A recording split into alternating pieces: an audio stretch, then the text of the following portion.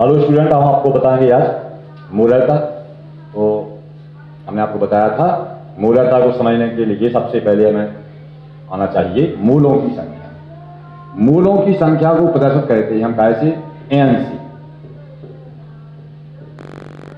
को प्रदर्शित करते हैं एन से। तो आपके दिमाग में एक विचार आता होगा, कई लोग बच्चों के में आता है, काफी दिन हो गया पढ़ाते पढ़ाते, तो वो ये बोलते हैं सर ये ग्लूकोज का अणुभार है C6H12O6, इसका अणुभार निकालो। तो अणुभार कैसे निकालते? तो जितना किसी तत्व का परमाणु क्रमांक होता है, परमाणु भार लगभग उसका डबल होता है। कुछ तत्वों का याद रख लेना आप, जैसे हाइड्रोजन का परमाणु क्रमांक भी एक ही होता है, परमाणु भार भी एक ही होता है ना। क्लोरीन का 17 होता, परमाणु भार 35.5 होता। सोडियम का 11 होता, तो उसका 22 होना चाहिए, लेकिन इसका 23 होता है ना। बेसिकली कुछ तत्व हैं, बाकी सभी तत्वों के परमाणु भार लगभग डबल होते हैं, उसमें थोड़ी बहुत गलती में कोई दिक्कत नहीं होती, आप लगभग में निकाल सकते हैं। तो आपको सबसे पहले ग्लूकोज का अणुभार मालूम होना चाहिए। हमें क्या लगता है कि ग्लूकोज का अणुभार उसका निकालेंगे आप तो 180 ग्राम होता है। देखो कैसे निकालते हैं। C=6 होते हैं, हाइड्रोजन कितने हैं? 12 हैं। ऑक्सीजन कितने हैं? 16 हैं। तो कार्बन का परमाणु भार एक का एटॉमिक मास कितना होता है? 12। हाइड्रोजन का 1, ऑक्सीजन का इसमें 6 है, इसमें 16। ऑक्सीजन 6 है ना। एक ऑक्सीजन का एटॉमिक मास माने परमाणु भार कितना होता है? 16। अब पूरा आप ऐड करेंगे तो ये हो जाएगा 72, ये हो जाएगा 12, ये हो जाएगा 96। तो इसका टोटल वेट आ जाएगा, टोटल मास आ जाएगा 180 ग्राम। तो हम कहेंगे ग्लूकोज का अणुभार कितना है? 180 ग्राम है। तो बच्चों को ये लगता है कि सर एक अणु का भार 180 ग्राम है, ऐसा नहीं होता बेटा। ग्लूकोज का 100 ग्राम का डब्बा आता, अगर एक अणु का वजन 180 ग्राम का होता तो 100 ग्राम के डब्बे में एक अणु नहीं आता, है ना। इतने बड़े बड़े अणु दिखते, आपने 11 में पढ़ा है, अणु और परमाणु बहुत छोटे होते, है ना। तो जो 180 ग्राम वजन है, इसको हम बोलते तो अणुभार है ना, लेकिन ये एक अणु का भार नहीं है, बल्कि ये एक मोल का भार है। इसीलिए हम अणुभार को कभी कभी आपने पढ़ा होगा मोलर भार भी बोल देते हैं, इसे हम मोलर भार भी कहते हैं। तो इस प्रकार से आप किसी भी अणु का मोलर भार ज्ञात कर सकते हैं। विलयन वाले चैप्टर में आपको मुख्य यौगिकों के अणुभार ज्ञात करना आना चाहिए। सवालों में अणुभार लगभग दिए होते हैं, मैंने काफी देखा है। पिछले साल जो पेपर आते हैं उन पेपर में ब्रैकेट में अणुभार दिया होता तो दिक्कत नहीं बनती, लेकिन फिर भी कुछ यौगिक हैं, उन यौगिकों के हम आपको अणुभार बता देंगे निकालना। जैसे यूरिया है, NaOH है, H2SO4 है, HNO3 है, ग्लूकोज है, सुक्रोज है, इनके आपको फॉर्मूला मालूम होंगे तो आप अणुभार ज्ञात कर सकते हैं। तो जो अणुभार निकलेगा, मूलर भार निकलेगा, उस अणुभार जितना अणुभार निकलेगा उसे हम उस यौगिक का एक मोल कहेंगे, 1 मोल। ठीक है, ऐसे ही आप कहते हैं जैसे 180 ग्राम ग्लूकोज बराबर 1 मोल ग्लूकोज। वो 1 मोल ग्लूकोज में संख्या कितनी होती है? आपने पढ़ी होगी 11th में, 6.023 × 10⁻23। इतनी संख्या होती है। इतने अणुओं के भार को अणुभार कहते हैं, और इतने अणुओं की संख्या को एक मोल संख्या कहते हैं। तो ये आपको बहुत अच्छी तरह से ध्यान देना है। तो मोलों की संख्या फाइंड करने के लिए हम कौन सा फॉर्मूला बनाएंगे? हम आपको फॉर्मूला बनाना भी सिखा रहे हैं, ठीक है। जैसे अभी आपको बताया हमने कि अणुभार, ग्लूकोज का अणुभार कितना है? ग्लूकोज का अणुभार अभी निकाला अपन ने, ग्लूकोज का अणुभार = 180 ग्राम। तो इसका मतलब क्या हुआ? ग्लूकोज का अणुभार होता है 180 ग्राम। इसका मतलब है कि एक मोल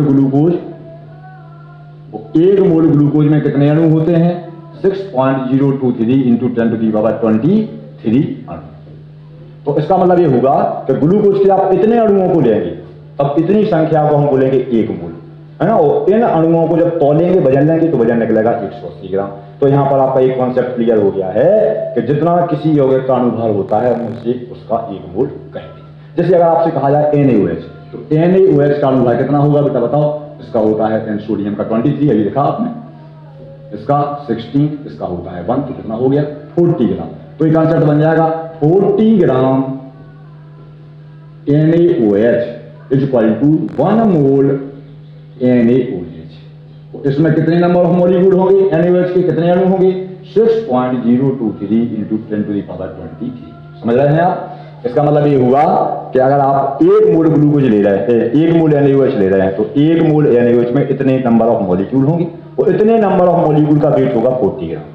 हमें आपको लगता है कि जो मॉलिक्यूलर मास है या एटॉमिक मास है वो 1 मॉलिक्यूल या 1 एटम का है, 1 का नहीं है, इतने नंबर का मास दिया गया होता है। सॉफ्ट कॉपी पे निकाल सकते हैं। हम आपको बता रहे हैं कि आप नंबर ऑफ मोल कैसे निकालें, मोलों की संख्या कैसे निकालें, उसका फॉर्मूला कैसे बने।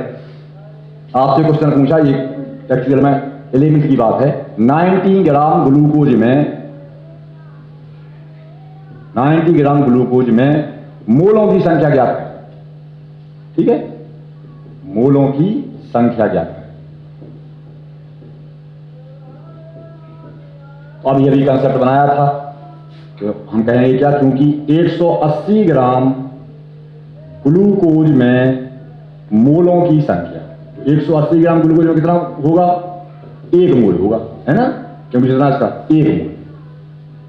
तो आपको निकालना कितना है 90 ग्राम में, तो पहले लिखा लेंगे हम, तो 1 ग्राम ग्लूकोज में मोलों की संख्या 1/180 नीचे आ जाता, तो 180 मोल होंगे, 1/180 मोल होंगे।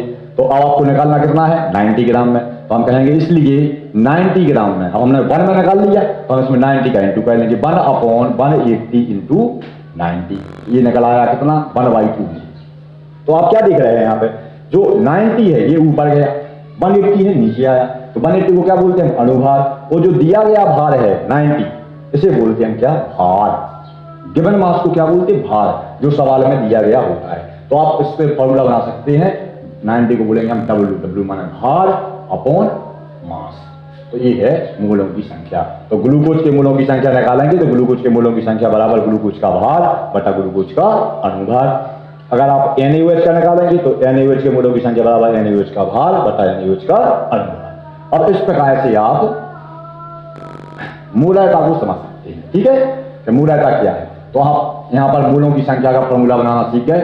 N बराबर होता है weight upon mass, W upon M। और यहां पर यदि आपको विलेय के मोलों की संख्या निकालनी है तो B लगाना है, विलेय के मोलों की संख्या बराबर विलेय का भार बटा विलेय का अनुभार। ठीक है, तो अब हम आपको बताएंगे मोलारिटी की परिभाषा। ठीक है, तो मोलारिटी की परिभाषा क्या है, प्रति लीटर विलियन में घोले गए विलेय के मोलों की संख्या को मोलारिटी कहते हैं। इस प्रकार से यदि किसी विलियन में विलेय पदार्थ का 1 मोल हो रहा है तो उस विलियन की मोलारिटी 1 होगी, है ना। इसको इंग्लिश में बोल सकते हैं the number of mole of solute dissolve in 1 litre of the solution as known as molarity, है ना। यदि किसी विलेय का 1 मोल विलियन में घोल दिया जाए, पूरा विलियन 1 लीटर हो उसमें 1 मोल घोल दिया जाए तो ऐसे विलियन की मोलारिटी कितनी होती है 1 होती है। अब हम आपको बताते हैं किस प्रकार से विलियन बनाया जाता।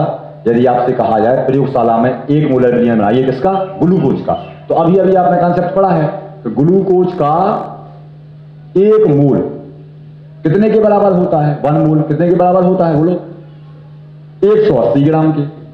तो यदि हम 1 लीटर विलियन बनाएं तो और उस विलियन में 180 ग्राम ग्लूकोज को डिसॉल्व कर दें, माना घोल दें, तो ऐसे विलियन की मोलारिटी 1 होगी। तो इसके लिए हम क्या कहते हैं, एक मीजरिंग सिलेंडर लेते हैं, नापने माना सिलेंडर, जैसे बच्चों के सिरप आते हैं और उसमें सिरप के कैप पे लिखा होता है 2 ml 1 ml, ऐसी सिलेंडर होता है, उस पर लिखा है 500 ml, है ना। यहाँ लिखा होता है 1000 ml मीन्स 1 लीटर, है ना, ये हो गया 1 लीटर।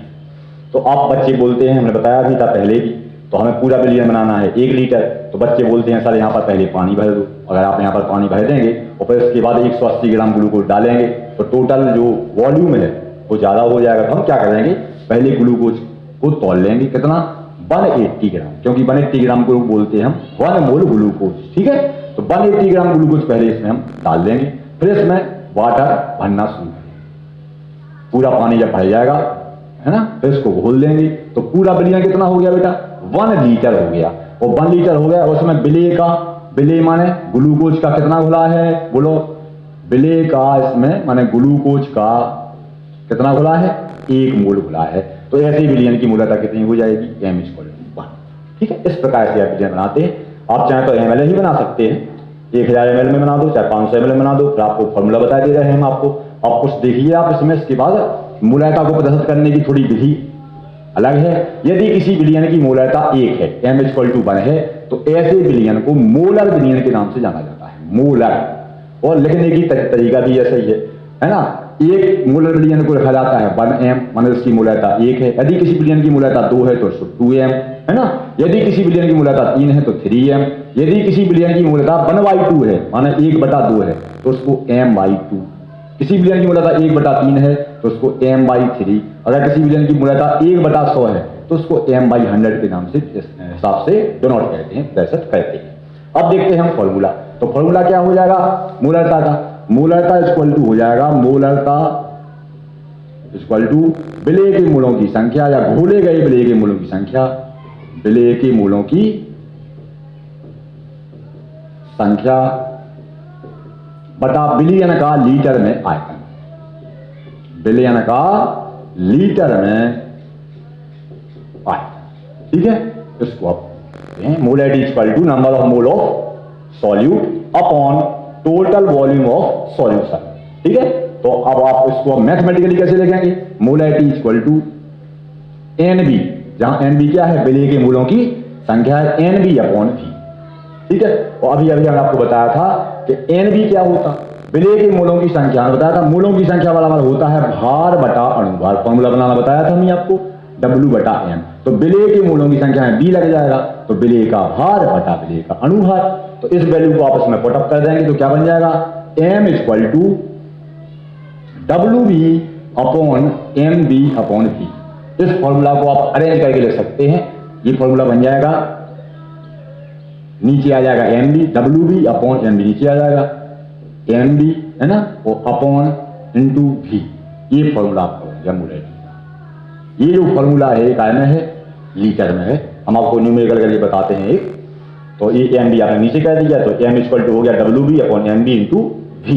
आपको ये ध्यान देना है कि यहाँ पर आयतन कितना है?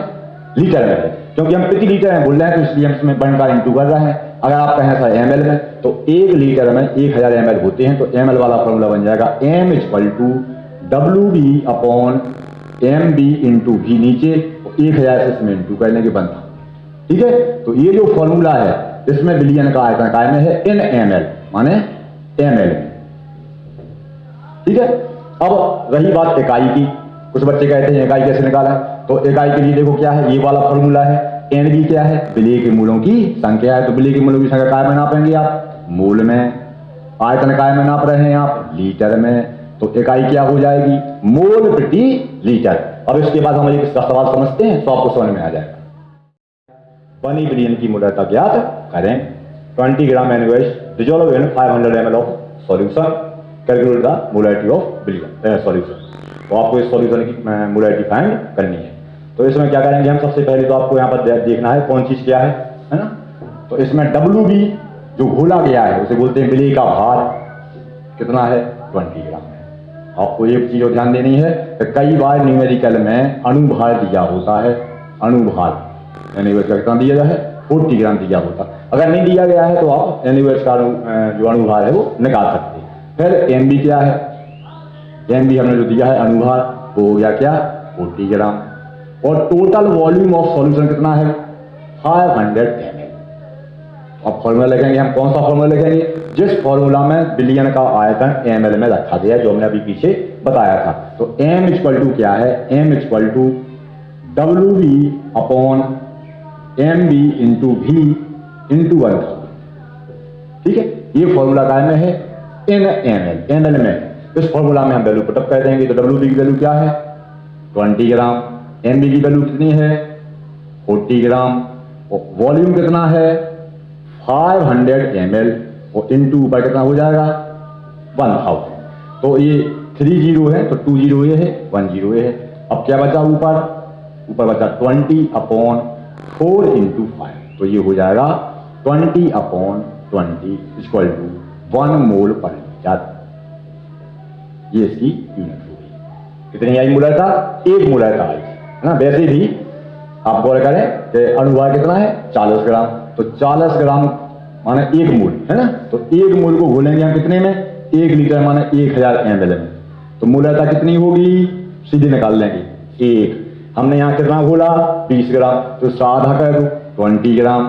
कितने में घोला? तो इसका भी आधा हो जाएगा 500 ml में। तो मोलरता कितनी रहेगी? 1 ही रहेगी। अगर आप इसका हाफ कर दो, माना 10 ग्राम घोला आपने कितने में? 250 इसका आधा कह दो ml में, तो भी मूलता कितनी रहेगी? 1 ही है। तो इस प्रकार से आप कैलकुलेट कर सकते हैं। अब नेक्स्ट है मोललता। क्या है? मोललता। इसके बाद अब है मोलल्टी, और आप लोगों को ध्यान देना है मोललता वो बेहद इंपॉर्टेंट है, उसी टाइप से मोलल्टी भी बेहद इंपॉर्टेंट है। हम आपको दोनों टॉपिक बहुत इंपॉर्टेंट पढ़ा रहे हैं, है ना। इनसे अधिकतर परिभाषाएं आती हैं, कई बार न्यूमेरिकल भी आ जाते हैं, बहुत ज़्यादा इंपॉर्टेंट है। पीपीएम में सांद्रण भी हमने आपको बताया पिछले वीडियो में, वो भी बहुत ज़्यादा इंपॉर्टेंट था। मोल फ्रैक्शन भी बहुत इंपॉर्टेंट है। इसमें थोड़ा सा अंतर है। मोललता किसे कहते हैं? इसे स्मॉल एम से प्रदर्शित कहते हैं, it is denoted by small m. जबकि मोललता को प्रदर्शित करते थे हम कैपिटल एम से। और कई बार पेपर में मोललता और मोललता में अंतर भी कई बार पूछा गया है। तो प्रति किलोग्राम विलायक में घोले गए विलेय के मूलों की संख्या को मोललता कहते हैं। प्रति किलोग्राम विलायक में सबसे पहले अंतर में देखें आप, वहां पर प्रति लीटर बिलियन था, टोटल बिलियन, जिसमें ग्लूकोज भी था प्लस पानी भी था। यहाँ पर अकेला विलायक 1 किलोग्राम है, माने जिसमें आप घोल रहे हैं उसको आपको तौलना है, तो कितना अंतर हो गया? उसे हम कैपिटल एम से प्रदर्शित करते थे, इसको स्मॉल एम से प्रदर्शित करते हैं। वहां पर आयतन था, यहाँ पर विलायक का किलोग्राम में भार है। वहां पर बिलियन का लीटर में आयतन, यहाँ पर विलायक का किलोग्राम में भार है। तो यदि आपसे कहा जाए कि ऐसा बिलियन बनाइए जिसकी मोललता 1 हो, तो मोललता 1 होगी तो इसको स्मॉल एम से प्रदर्शित करेंगे, तो ऐसे बिलियन को मोलल बिलियन कहते हैं। वहां पर क्या कह रहे थे? मोलल, इसको बोलेंगे हम मोलल बिलियन, अर्थात ऐसा बिलियन जिसकी मोललता कितनी हो? 1। अब आप बनाएंगे कैसे प्रयोगशाला में? तो आप क्या करेंगे, इसमें आपको मीजरिंग सिलेंडर यूज नहीं है, आप तो पूरा पानी भर लेंगे तौल के, कितना? 1 किलोग्राम, है ना। और 1 किलोग्राम पानी में या विलायक में, 1 किलोग्राम क्या हो गया? विलायक या जल। इसमें आप विलेय का 1 मोल घोल देंगे, 1 मोल विलेय। अब 1 मोल जिसका बिलियन बनाना हो, आपको अगर ग्लूकोज का बनाना है तो ग्लूकोज का 180 ग्राम घोल देंगे। सबका अणु अलग अलग होता है, बताया हमने आपको। ये हो गया ग्लूकोज का। आपको नहीं सर हमें तो NaOH का बनाना है, तो 40 ग्राम घोलना पड़ेगा आपको, क्या? NaOH, ठीक है। तो इतना घोल लेंगे। तो आप यहाँ पर आप क्या देख रहे हैं? जो टोटल आयतन है वो आपका 1 किलोग्राम से ज्यादा हो जाएगा। जैसे 1 किलोग्राम पानी लिया, उसमें 180 ग्राम क्या डाल दिया आपने? ग्लूकोज डाल दिया, तो 1 किलो 180 ग्राम टोटल पूरा वेट हो जाएगा। यही इसमें मुख्य अंतर है। मोललता में पूरा ये क्या था? 1 लीटर में पूरा आयतन था। तो अब हम क्या करेंगे? अब इसका फॉर्मूला कैसे निकालेंगे, है ना। तो फॉर्मूला बनाने के लिए क्या करेंगे आप? सीधा लिख देंगे आप मोलल्टी M = NB अपॉन, अब यहां पर क्या है? अब देखना आप, घोले गए विलेय के प्रति किलोग्राम विलायक में, तो विलायक को कैसे प्रदर्शित करते हैं? आपको मालूम है विलायक को A से, वो ग्राम किलोग्राम क्या है? भार। तो यहां पर विलायक को प्रदर्शित करेंगे हम WA से। तो जहां मोललता में आयतन आया था वहां पर क्या आ जाएगा? WA। जहां A माने विलायक, W माने भार, विलायक का भार है क्या है? किलोग्राम में। तो फॉर्मूला बन जाएगा NB अपॉन WA, ठीक है। ये फॉर्मूला आपका बन जाएगा। हमने विलेय के मोलों की संख्या भी निकाली थी। विलेय के मोलों की संख्या बराबर होता है विलेय का भार बटा विलेय का अणुभार। तो ये वैल्यू इसमें रख दो आप, तो क्या फॉर्मूला बन जाएगा? M = WB, MB नीचे आ जाएगा, अपॉन MB इंटू विलायक का किलोग्राम में भार WA। ये जो फॉर्मूला है, ये फॉर्मूला का है N kg माने किलोग्राम, ठीक है। अगर आप चाहें कि हमें तो ग्राम में लेना है, देखो प्रति 1000 ग्राम, तो जितना प्रति लगा होता है उसमें हम इंटू कर देते। तो हम इसमें क्या करेंगे? अगर आपको किलोग्राम को ग्राम में चेंज करना है तो फॉर्मूला नया बन जाएगा M = WB upon MB into WA into 1000। और वास्तव में आपको इसी फॉर्मूला की जरूरत पड़ेगी, क्योंकि सवालों में अधिकतर ग्राम में दिया होता है। ये काय में हो गया फॉर्मूला? ग्राम। तो इस प्रकार से हम क्या कहेंगे? प्रति किलोग्राम विलायक में घोले गए विलेय के मोलों की संख्या को क्या कहते हैं? Molality. Number of mole of solute dissolve in per kilogram और 1000 ग्राम, 1 किलोग्राम कहलाता है 1000 gram of the solvent as known as molality. It is denoted by small m। अब इसके बाद हम इसके एग्जाम्पल है 45 ग्राम ग्लूकोज को 500 ग्राम जल में घोला गया है। बिलियन की मोललता की गणना करनी है आपको। ग्लूकोज का अणुभार भी सवाल में दिया हुआ है 180 ग्राम, है ना। तो इसमें सीधा फॉर्मूला अप्लाई कर देंगे, कोई टेंशन नहीं है। और फॉर्मूला कौन सा लगाएंगे? ग्राम वाला फॉर्मूला लगाएंगे। तो मूललता में को स्मॉल m से नोट कहते हैं WB अपॉन MB। ये ध्यान देना, यहाँ भी मत कर देना, अगर भी आपने कह दिया तो मूललता बनेगा, ये मूललता है तो इसमें 1000 से आप इंटू कर देंगे। तो WB मिलेगा, भार कितना दिया हुआ है, तो WB की वैल्यू दी गई है यहाँ पर, कितनी दी है 45 ग्राम, ठीक है। और भी WA क्या है, विलायक का ग्राम में भार है, तो ये कितना दिया है 500। और अणु भार कितना दिया है ग्लूकोज का MB 180 ग्राम।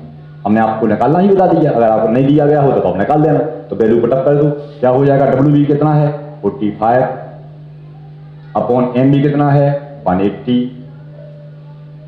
ठीक है। एंड WA कितना है 500 इंटू 1000। तो ये तो हो गया आपके 2 कैंसिल हो जाएंगे, 10 से 10 के, तो क्या बचेगा, small m equal to 45 upon ये बचा यहाँ पर 18 इंटू 5, तो ये हो जाएगा 19, तो ये हो गया 45 अपॉन 90, ये हो जाएगा 1/, ठीक है। और इसकी इकाई क्या होगी, मूललता की इकाई होगी मोल पर किलोग्राम, मोल पर किलोग्राम, क्योंकि मोल ऊपर ये आपने लगा था अभी फॉर्मूला NB अपॉन WB, तो NB को काय में नापते, मोल में, है ना, और WB को ना काय में नापते आप, किलोग्राम में। तो ये फॉर्मूला की इकाई हो गई मोल प्रति किलोग्राम। इसके बाद देखते हैं हम मूललता में अंतर, जो कई वर्ष से लगातार आ रहा है, ठीक है। अब है आपका मूललता में अंतर, बेहद इंपॉर्टेंट क्वेश्चन है, कई बार आया है, बहुत सिंपल है। इसको मूललता समझ में आ गई है, उसको ये समझ में आ जाएगा। तो मूललता को कैपिटल M से प्रदर्शित करती है, it is denoted by capital M, और मूललता को प्रदर्शित करते हैं स्मॉल m से। आप चाहें तो इसकी इकाई भी लिख सकते हैं, इसकी इकाई होती है क्या, मोल प्रति लीटर। ये पहला आपका अंतर हो गया, ये दूसरा, तो वो सिंपल अंतर है मोल प्रति लीटर, इसकी इकाई हो जाएगी मोल पर kg, माने मोल प्रति किलोग्राम। ये तीसरा अंतर है, आप देखें इसमें बिलियन का क्या लिया जाता है, इसमें बिलियन का लीटर में आयतन लिया जाता है, का लीटर में आयतन लिया जाता है। आप लिख सकते हैं इसमें बिलियन का लीटर में आयतन प्रमुख होता है ना। इसमें विलायक का किलोग्राम में भार प्रमुख होता है, इसमें क्या होता है, विलायक का किलोग्राम में भार होता है प्रमुख, या भार को इसमें महत्व दिया जाता है, विलायक के किलोग्राम में भार को, इसमें बिलियन का लीटर में आयतन को महत्व दिया जाता है। अब आप इसमें चौथा करेंगे तो ये ताप द्वारा प्रभावित होती है, ताप द्वारा प्रभावित होती है, ठीक है। तो ये ताप द्वारा प्रभावित नहीं होती, ये मुख्य 4 अंतर हैं इसके, ताप द्वारा प्रभावित नहीं होती। क्यों, अब इसमें बच्चे पूछते हैं सर ताप द्वारा क्यों प्रभावित होती है, तो देखो बेटा इसमें आता है आयतन। अगर आपने 4 लीटर का सिलेंडर लिया और 4 लीटर के सिलेंडर में 500 ml पानी भर दिया, उसको गर्म किया, तो आप देखेंगे कि पूरा 500 ml पानी 4 लीटर के पात्र में चारों ओर से इसको घेर लेगा। तो फिर 500 ml पानी का आयतन कितना हो गया, 4 लीटर हो गया, क्योंकि तापमान द्वारा आयतन प्रभावित होता है। लेकिन यदि आपने पानी यहाँ पर 500 ग्राम लिया, ठीक है, और पूरे पात्र को तौल लिया और फिर स्टोव से आपने गर्म किया, पूरा वजन कैसा है बंद, तो फिर बाद में तौलेंगे गर्म करने के बाद, तो भी वजन कितना निकलेगा 500 ग्राम। तो जो भार है, वजन है, वो ताप द्वारा प्रभावित नहीं होता, जबकि आयतन ताप द्वारा कैसा होता है, प्रभावित। यदि ताप बढ़ा दो तो आयतन बढ़ जाता है। ये क्वेश्चन बेहद इंपॉर्टेंट है, कई वर्षों से आ रहा है, इसलिए आप उसको अच्छी तरह से याद करें। इसी के साथ चैनल को सब्सक्राइब करें और कमेंट जरूर करें।